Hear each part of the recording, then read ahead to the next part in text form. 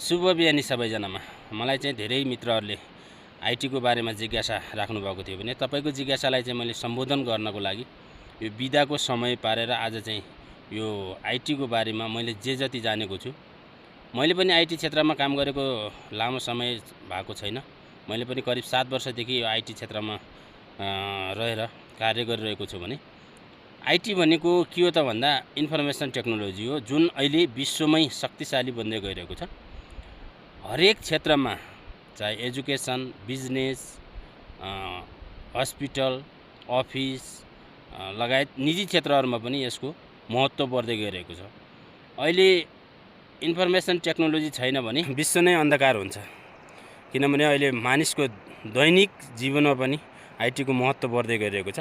र तपाईलाई चाहिँ आइटी क्षेत्रमा कार्य गर्न मन छ भने तपाईले चाहिँ कम्प्युटर सम्बन्धीको नलेज प्लस नेटवर्किङ नलेज भयो भने तपाईले चाहिँ यो क्षेत्रमा कार्य गर्न सक्नुहुन्छ। र यसको विकासक्रम कसरी भयो भनेर चाहिँ म तपाईहरुलाई दोस्रो भिडियोमा लिएर आउँछु। अहिलेलाई भने बिदा हुन चाहन्छु। धन्यवाद।